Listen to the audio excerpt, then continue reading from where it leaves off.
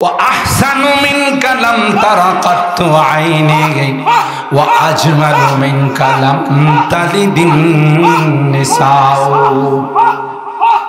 হযরত হাসান বিন সাবিত আল্লাহর হাবিবের চেহারার দিকে তাকাইয়া কয় وأحسن منك لم تر قط عيني وأجمل منك لم تلد النساء। এ পয়গম্বর,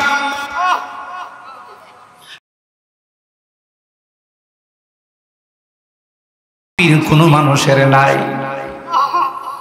হযরত ইউসুফ পয়গম্বরকে আল্লাহ পাক ওতিয়া শাতরুল হুসন, অর্ধেক সৌন্দর্য ইউসুফ পয়গম্বরকে আল্লাহ দিয়েছিলেন। কিন্তু ইউসুফ পয়গম্বরের সৌন্দর্য দেখে মিশরের নারীরা গলা কাটায় নাই, শুধু আঙ্গুল কাটছে। কথা বলেন ঠিক কিনা? وقطعنا أيديهم وقلنا حاش لله ما هذا بشرا وقلنا حاش لله ما هذا بشرا إن هذا إلا ملك كريم। আজকের মাহফিলের যিনি মধ্যমণি উস্তাজুল আসাতিজা পীরে কামেল শেখুল ইসলাম আল্লামা তাকি উসমানী আজল্লে খলিফা হযরতুল আল্লামা মুফতি দিলাওয়ার হুসাইন সাহেব দামাত বারাকাতুহুমুল আলিয়া, প্রধান মুফতি ও পরিচালক জামিয়া ইসলামিয়া দারুল উলুম আকবর কমপ্লেক্স, মিরপুর, ঢাকা। আশা করি হযরত কিছুক্ষণের মধ্যেই আমাদের মাঝে তাশরীফ পেশ করবেন। ওনাদের এক একটা কথা হীরার চেয়েতেও অনেক দাম। জেনারেল লাইনে বা দুনিয়াবি লাইনে মানুষ যখন বয়স হয় তখন তাদের আকলগুলো আস্তে আস্তে লোপ পায়, কমে যায়। উলামায়ে কেরামদের বয়স যত বাড়ে ততই আল্লাহ তাদের ইলমের মধ্যে তারক্কি দান করে। তাদের কথাগুলো অনেক দামি হয়, গোটা জীবনের নির্যাস এই কথাগুলো জাতির সামনে পেশ করে। তার মধ্যে বাংলাদেশের একজন অন্যতম বুজুর্গ এবং বহুত বড় চিন্তাবিদ হযরতুল আল্লামা মুফতি দিলাওয়ার হুসাইন সাহেব হাফিজাহুল্লাহ ওয়া রাআ। হযরত বাংলাদেশের দূরে কোথাও প্রোগ্রাম নেন, ঢাকার আশপাশে কিছু প্রোগ্রাম করেন, আর আপনাদের এই এলাকায় বেশি প্রোগ্রাম নেন। কেন? এই এলাকাকে সবচেয়ে বেশি ভালোবাসে। আলহামদুলিল্লাহ।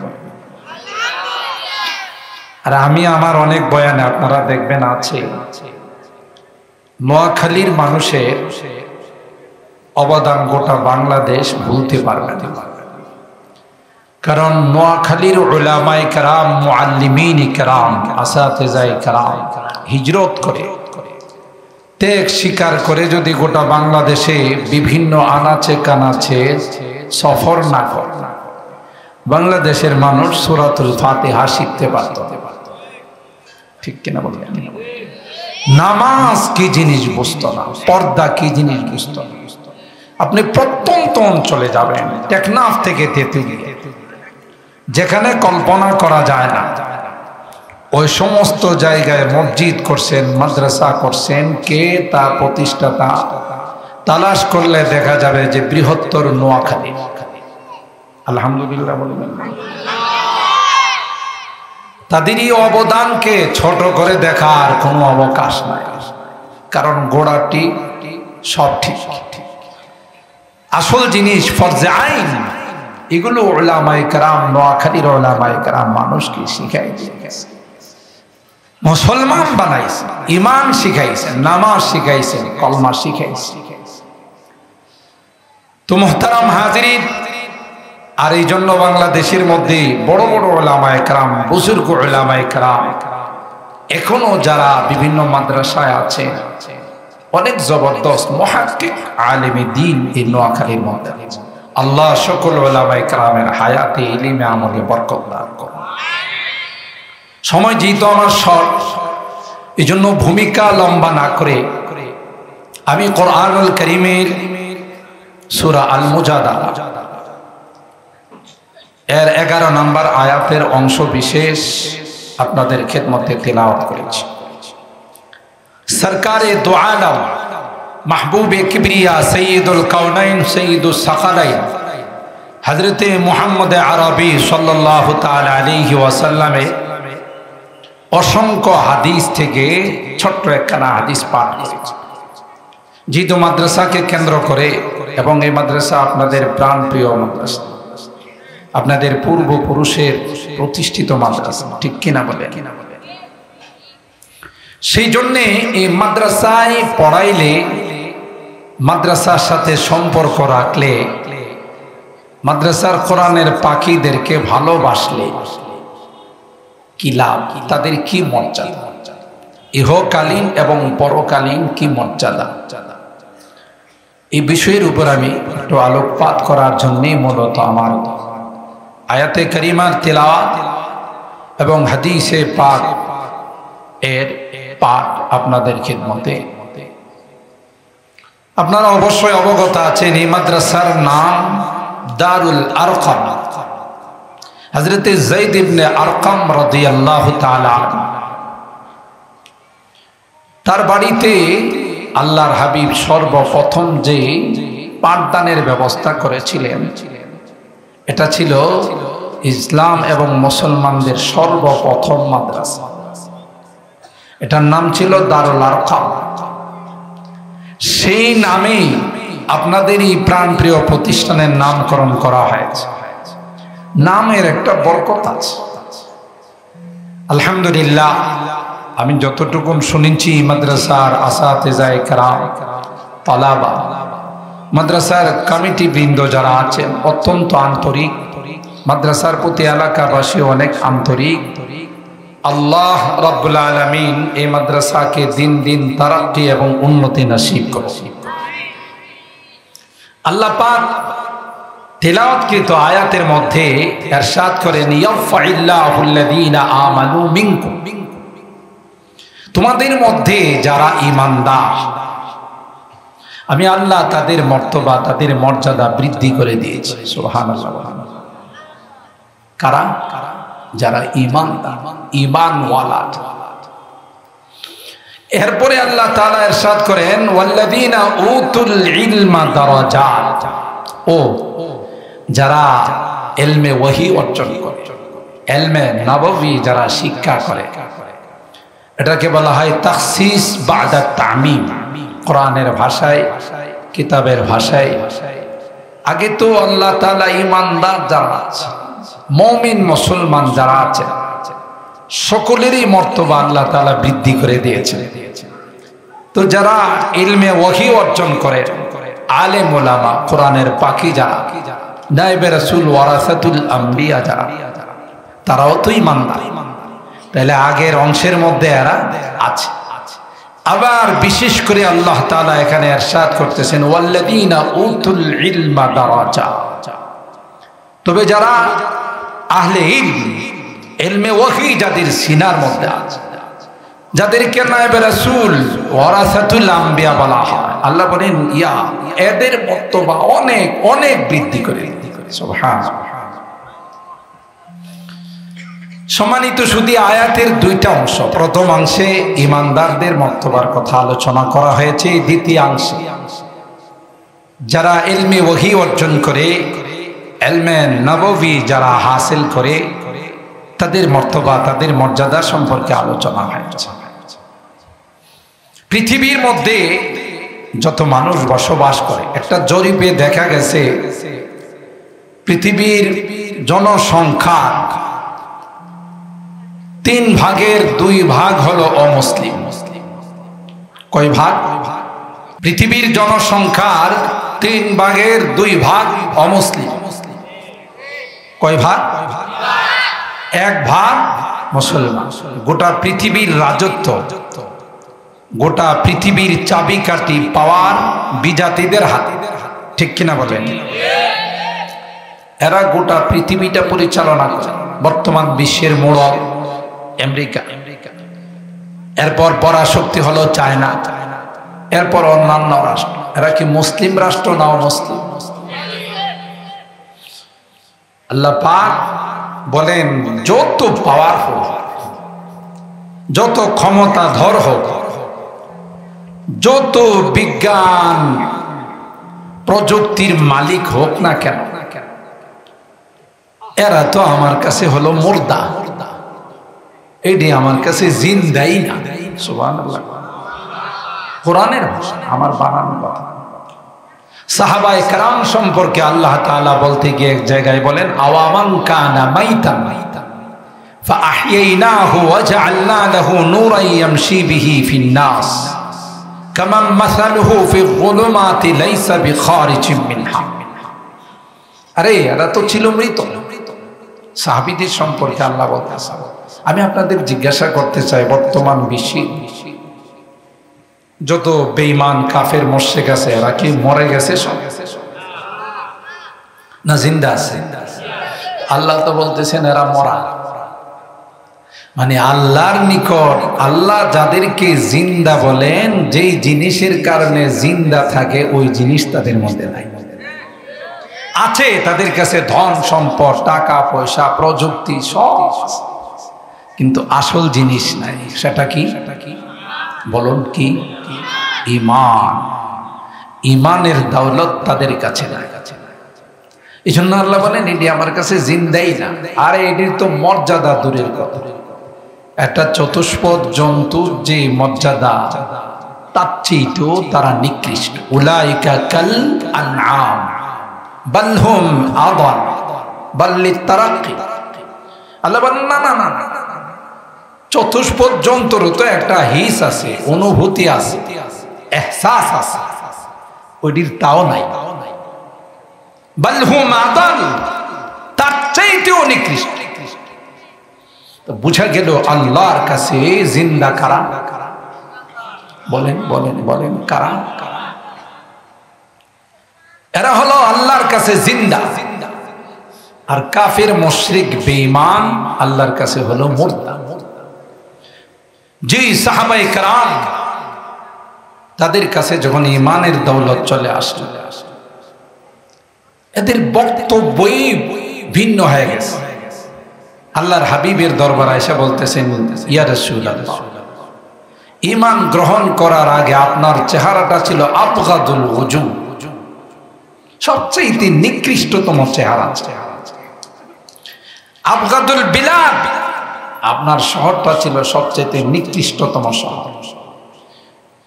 আপনার ধর্মটা ছিল সবচেয়ে নিকৃষ্ট। কিন্তু যেই আমি ইসলাম গ্রহণ করলাম, আহাব্বুল বিলাদ আহাব্বুল ওজু, সবচাইতে প্রিয় চেহারা, সবচাইতে প্রিয় শহর হয়ে গেল আপনার শহর। আমি আপনাদের জিজ্ঞাসা করতে চাই, ব্যক্তিটা পাল্টাইছে না তার থিওরিটা পাল্টাইছে? বলেন না। ব্যক্তি তো আগেরটাই আছে নাকি? ব্যক্তি আগেরটাই আছে, তার ধর্ম পাল্টাইছে, তার বাতিনি চোখ, ইমানি চোখ খুলে গেছে।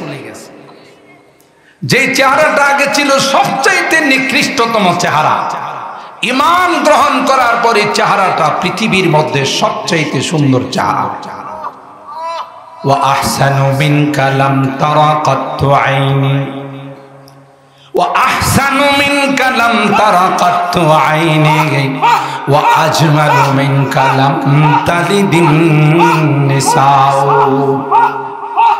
হযরত হাসান বিন সাবিত আল্লাহর হাবিবের চেহারার দিকে তাকাইয়া কয়, ওয়া আহসানু মিনকা লাম তারা কাত্তু আইনি, ওয়া আজমালু মিনকা লাম তালিদিন নিসাউ। এ পয়গম্বর, পৃথিবীর মধ্যে আপনার মতো এত সুন্দর চেহারা পৃথিবীর কোনো মানুষের নাই। হযরত ইউসুফ পয়গম্বরকে আল্লাহ পাক ওতিয়া শাতরুল হুসন, অর্ধেক সৌন্দর্য ইউসুফ পয়গম্বরকে আল্লাহ দিয়েছিলেন। কিন্তু ইউসুফ পয়গম্বরের সৌন্দর্য দেখে মিশরের নারীরা গলা কাটায় নাই, শুধু আঙ্গুল কাটছে। কথা বলেন ঠিক কিনা? ওয়াকাত্তা'না আইদিয়াহুম وقلنا حاش لله ما هذا بشرا وقلنا حاش لله ما هذا بشرا إن هذا إلا ملك كريم হযরত ইউসুফের সৌন্দর্য দেখে মিশরের নারীরা আঙ্গুল কাটছে আর তাদের বক্তব্য ছিল মা হাযা বাশারা, না রে না, এটা কোনো মানুষ হতে পারে না, এটা তো একজন ফেরেশতা ব্যতীত আর কিছুই নয়। জামালে হুসনে ইউসুফ পর ফকত আশিক জুলাইখা থি, জামালে হুসনে ইউসুফ পর फकत आशिक जुलैखा थी, तुम्हारे रोए रोशन पर फिदा सारी जहानी। আল্লাহর হাবিবের সৌন্দর্য দেখে গোটা পৃথিবীর মানুষ, মক্কার মানুষ, সাহাবায়ে কেরাম, মদিনার মানুষ গলা দ্বিতীয় দ্বিধা করে দেয়। ঠিক কিনা বলেন? ইউসুফ আলাইহিস সালামের খুবসুরত আর সৌন্দর্য দেখে আঙ্গুল কাটাইছে সাহাবায়ে কেরাম। যুদ্ধের ডাক আসে, হাইয়া আলাল জিহাদ। নতুন স্ত্রীকে ঘরে রেখে চলে গেছে, বলে না, বেঁচে থাকলে আবার দেখা হবে, না হয় ওয়াদা দিয়ে গেলাম আল্লাহর জান্নাতে মোলাকাত হবে। গাসিলুল মালায়েকা হযরতে হানজালা রাদিয়াল্লাহু তাআলা স্ত্রীর কাছ থেকে বিদায় নিয়ে বলে, তোমাকে নিয়ে ঘর সংসার করার মনে বড় তামান্না আছে, কিন্তু আবার নবীর পক্ষ থেকে যেহেতু জিহাদের ডাক আসছে আর তোমার কাছে সময় দাও আমার পক্ষে সম্ভব, বিদায় দাও, হায়াত থাকলে আবার আসবো, দেখা হবে, আর না থাকলে জান্নাতে দেখা হবে। ফরজ গোসলটা পর্যন্ত করে দেয়, ফেরেশতারা গোসল দেওয়াইছে, এই জন্য তার লাকাব হয়ে গেছে গাসিলুল মালায়েকা। হযরতে হানজালা রাদিয়াল্লাহু আনহু এত বড় মহব্বত আর ভালোবাসা ছিল, ডাক আসতে দেরি, ডাকে সাড়া দিতে দেরি। তাইলে হযরতে হাসান বিন সাবিত রাদিয়াল্লাহু তাআলা আনহুর এই কবিতার দ্বারা বোঝা যায় যে এর চেয়ে সুন্দর করে আল্লাহ পৃথিবীর কাউকে কথা কয় না, মানা। ওয়া আহসানু মিনকা লাম তারা কাত্তু আইনি, ওয়া আহসানু মিনকা লাম তারা কাত্তু আইনি, ওয়া আজমালু মিনকা লাম তালিদিন নিসাউ। কোন নারী আপনার মতো এত সুন্দর, এত পরিপূর্ণ কোন সন্তান জন্ম দেয় না। সুবহানাল্লাহ। খুলিকতা মুবাররাআম মিন কুল্লি আইবিন কাআন্নাকা কদ খুলিকতা কামা তাশাউ। সব দোষ ত্রুটি মুক্ত করে ও নবী আপনার লজ্জাস্থানে যেন কেউ হাত দিতে না পারে, তাই আল্লাহ খতনা করায়া কুদরতি ভাবে দুনিয়াতে পাঠিয়েছে। মুহতারাম হাজিরিন, আমার বলার উদ্দেশ্য হলো এই চোখগুলো দিয়ে যখন আগে দেখছে সবচেয়ে নিকৃষ্টতম চেহারা মনে হয়, কিন্তু যখন এর ইমানের আলো ভিতরে জ্বলে গেল, ইমানের নূর আর ইমানের লাইট দিয়ে যখন দেখলো, তখন বলতেছে আপনার মতো এত সুন্দর, আপনার চেহারার মতো এত সুন্দর চেহারা পৃথিবীতে দ্বিতীয় কার? বলুন তো দেখি, চোখের পরিবর্তন হয়েছে না কলবের পরিবর্তন হয়েছে? বলেন বলেন। এই জন্য বলা হয় ব্যক্তিকে নয় তার কর্মকে ঘৃণা করি। কোন বিধর্মীকে, ব্যক্তিকে আমরা ঘৃণা করি না, কিন্তু তার কর্মকে আমরা সমর্থন করি না। তার মূর্তি দেবতার সামনে পূজা দেওয়া, চার্চে যাওয়া, গির্জায় যাওয়া, নো, এটা আমরা সমর্থন করি না, কিন্তু ব্যক্তিটাকে আমরা ভালোবাসি। কারণ সেই যখন তার ধর্ম পরিবর্তন করবে, তখন আল ইসলাম ইয়াহদিমু মা কানা ক্বাবলা, ইসলাম গ্রহণ করার সাথে সাথে তার জীবনের সমস্ত গুনাহগুলো এমন ভাবে ধুয়ে মুছে পরিষ্কার হয়ে যাবে যেন সে একজন নবজাতক মাসুম নিষ্পাপ। পরিবর্তন কি ব্যক্তির হলো না তার কর্মের হলো? পরিবর্তন কি ব্যক্তির হলো না তার আকীদা বিশ্বাসের হলো? মুহতারাম হাজিরিন, সেজন্য এদেরকে আল্লাহ বলেন মুর্দা। ইমানি চোখ যাদের নাই, যতই অর্থ সম্পদ থাকো, এগুলো তো ক্ষণস্থায়ী, ঠিক না? দুনিয়ার অর্থ সম্পদ, টাকা পয়সা, ব্যক্তিগত প্লেন, ব্যক্তিগত হেলিকপ্টার, ডুপ্লেক্স বাড়ি, আরো কত কিছু। আল্লাহ কি কয় সূরা আলে ইমরানের শেষে কি কয়? লা ইয়াগুররান্নাকা তাকাল্লুবুল লাযীনা কাফারু ফিল বিলাদ মাতাউন কালীল সুম্মা মাওয়াহুম জাহান্নাম ওয়া বি'সাল মিহাদ। ও নবী, এই পৃথিবীর ঈমানদারেরা, তাদের এই উলটপালট দেখে তোমরা ধোঁকা খেও। আজকে আছে বাংলাদেশে, কালকে থাইল্যান্ড, কালকে আমেরিকা, অস্ট্রেলিয়া, জাপান, জার্মান আছে পৃথিবীতে। 2-3 দিন পরে শোনা যায় যে মহাকাশ যান দিয়ে চাঁদের দেশে চলে গেছে। এই যে তাদের পরিবর্তন, তোমাদেরকে যেন ধোঁকা না দেয়। লা ইয়াগুররান্নাকা তাকাল্লুবুল লাযীনা কাফারু ফিল বিলাদ। কেন? মাতাউন কালীল, এটা সামান্য কিছু আসবাব। এক তো মাতাউনের তানবিন লিতাকলিল, আবার তার সাথে সিফাত নিয়ে আসছে কালীল। উলামায়ে কেরাম বুঝেন, মানে এটা এতটাই নগণ্য, এটা গণায় আসে না। সুবহানাল্লাহ। আমি এটা বোঝানোর জন্য অনেক সময় বুঝি, এখন তো আপডেট হয়ে গেছে, আধুনিক হয়ে গেছে, সবার বাথরুম ডাইনিং রুমের পাশে চলে আসছে, যেখানে ডাইনিং রুমের টেবিল বসানো, এর পাশেই বাথরুম। যেহেতু আধুনিক, একটা সময় বাথরুম ছিল অনেক দূরে, বাড়ির থেকে অনেক দূরে গিয়ে বাথরুম করা লাগতো, তাই না? আপনাদের নোয়াখালী এলাকায় মনে করেন, আমরা যখন হিফজখানায় পড়ি তখন অনেক দূরে যায় বাথরুম করা লাগে। খোলা ট্যাঙ্কি ছিল, একটা বাথরুম বানানো ছিল। তখন কি দেখতাম, খোলা ট্যাঙ্কির মধ্যে কিছুদিন পর দেখা যেত যে সাদা সাদা পোকা হইতো। আপনাদের নোয়াখালীতে হইতো কিনা আমি জানি না, হয়তো সাদা সাদা পোকা হইতো। আমি খুব খেয়াল করছি, ছাত্র মানুষ তো মাঝে মধ্যে গেলে তাকাই, খুব খেয়াল করছি এক একটা পোকা, আরে বাপরে, রিটায়ার্ড অফিসারের মতো, মানে খায়া স্বাস্থ্য টাস্থ্য এমন মনে হয় যে রিটায়ার্ড পার্সন অফিসার, ঠিক না? আবার এদের আনন্দ ফুর্তি, আমোদ ফুর্তি দেখলে অবাক হওয়ার মতো। এরা ওখানে দেখতাম মাঝে মধ্যে কখনো ক্রিকেট খেলতো, কখনো বিশ্বকাপ ফুটবল খেলা খেলতো, মানে একটার সাথে আর একটা, আর এই যে খেলা খেলে উপরে উঠে কয়েকজন মিলে আবার ধরুন নিচে নামে, পার্কের মতো। কি যে একটা আনন্দ আর ফুর্তির মধ্যে আছে, বলার মতো না। আমি আপনাদের জিজ্ঞাসা করি, এদের থাকার জায়গাটা কোথায়? আপনারা মনে ঘুমাই গেছেন। এরা যে বসবাস করে এই জায়গাটা কি? আরে সোজা কোন পায়খানা, বাথরুম তো উপরটারে পুরাটারে কয়, পায়খানায় বসবাস করে। খাই কি? কয় না, ময়লা খায়, পায়খানা খায়, থাকে পায়খানায়, খায় পায়খানা। আরে বাপরে, এদের আনন্দ ফুর্তি দেখে কি?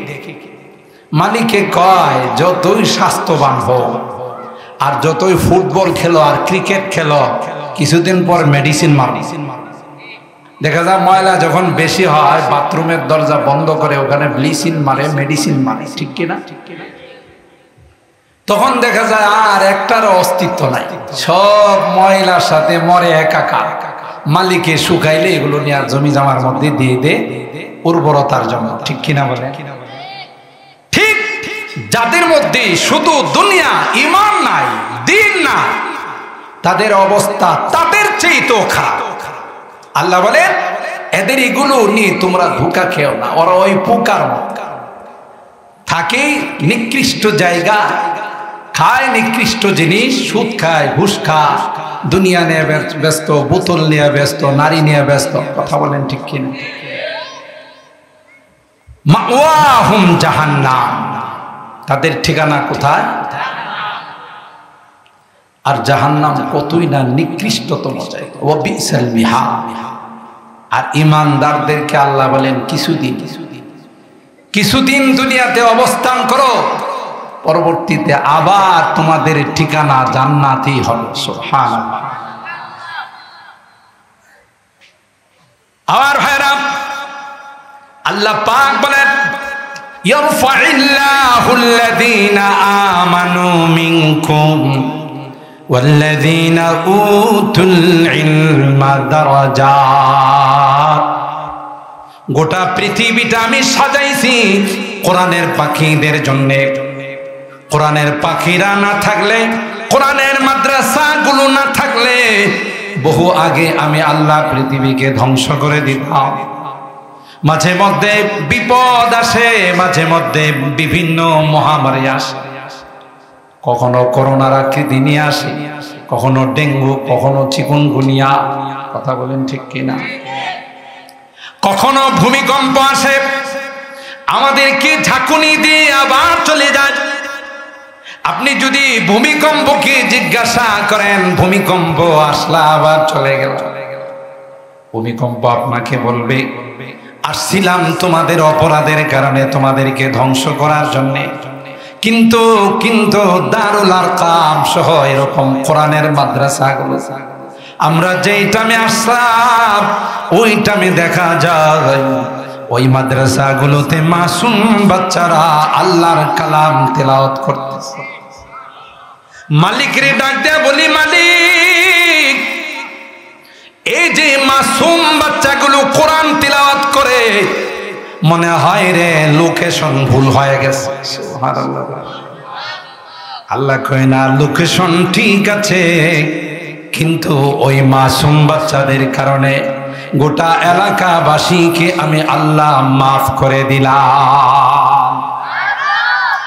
আমার ভাইয়েরা, কেমব্রিজ বিশ্ববিদ্যালয়ের ছাত্রদের জন্য, অক্সফোর্ড বিশ্ববিদ্যালয়ের ছাত্রদের জন্য, হার্ভার্ড বিশ্ববিদ্যালয়ের ছাত্রদের জন্য গোটা পৃথিবীর পানিরা আল্লাহর কাছে দোয়া করে না, তাদের পায়ের নিচে নূরের পর বিছায় না, ঠিক কিনা বলেন? কোন হাদিসে আছে, পৃথিবীর মানুষকে যদি বলা হতো তোমাদের মধ্যে শ্রেষ্ঠ সন্তান কারা, তাইলে নির্ধারণ করতে গিয়ে তাদের মধ্যে বিভিন্ন রকমের মতামত আসে, মারামারি শুরু হয়ে যায়। আল্লাহ পাক বলেন না, না, পৃথিবীর মানুষের হাতে ছেড়ে দেওয়া যাবে না। সর্বকালের সর্বযুগের সর্বশ্রেষ্ঠ মহামানব সরকারে দো আলম সৈয়দুল কাউনাইন হযরতে মুহাম্মদুর রাসূলুল্লাহ সাল্লাল্লাহু তাআলা আলাইহি ওয়াসাল্লাম, আল্লাহ পাক বললেন, পয়গম্বর আপনি গোটা বিশ্বের মানুষকে জানিয়ে দিন, খায়রুকুম মান তাআল্লামাল কুরআন ওয়া আল্লামা। কোরআন যারা পড়ে এবং পড়ায়, এর সঙ্গে যারা সম্পর্ক রাখে, এরাই হলো পৃথিবীর মধ্যে সবচাইতে শ্রেষ্ঠত্বের মর্যাদার, এরাই সবচাইতে শ্রেষ্ঠ। এদের উপরে আর পৃথিবীর কাহারও মর্যাদা দেওয়া হয় না। আল্লাহু আকবার। নদীর মাছগুলো তাদের জন্য দোয়া করে, আকাশের পাখিগুলো তাদের জন্য দোয়া করে, গর্তের পিপিলিকা পর্যন্ত তাদের জন্য দোয়া করে। ও ভাই, সূরা নামলের ঘটনা যদি আপনি পড়েন, আল্লাহ কোন ঘটনাই ঘটনা হিসাবে বর্ণনা করেন না, ঠিক কিনা বলেন? আল্লাহ বলেন, লাকাদ কানা ফি কাসাসিহিম ইবরাতুল লিউলিল আলবাব। কোন কিছুর মধ্যে ঘটনার জন্য নয়, যারা বুদ্ধিমান তাদের জন্য এই সকল ঘটনায় আমি অগণিত অসংখ্য উপদেশ রেখে দিয়েছি। সুবহানাল্লাহ। এ ভাই, আমাদের কাছে বুদ্ধিমান আর আল্লাহর কাছে বুদ্ধিমান কি এক? আমরা যাদেরকে বুদ্ধিজীবী বলি, এরা তো আসলে বুদ্ধিজীবী নয়, বরং বুদ্ধিজীব। জীব বুঝেন তো, জানোয়ার। হুজুর এটা কি বললেন? আমি প্রমাণ দিয়ে বলবো, যত বেশি বিদ্যা অর্জন করে তত বেশি বয়া পেশাব করে না দাঁড়ায়া। সবাই কয় শিক্ষা দীক্ষা যত বেশি হবে তত দাঁড়ায়া দাঁড়ায়া পেশাব করে। আমি নাটেশ্বরের মানুষগুলোকে, নোয়াখালীর মানুষগুলোকে জিজ্ঞাসা করতে চাই, আপনাদের এলাকার পশুগুলো পেশাবের সময় হলে বসে যায়? কথা কয় না, দাঁড়ায়া পেশাব করে, তাইলে হেও দাঁড়ায়া পেশাব করলো, তার মধ্যে আর পশুর মধ্যে কি পার্থক্য? শুধু তাই নয়, পশুগুলো যখন পানি খায়, খের ঘাস খায়,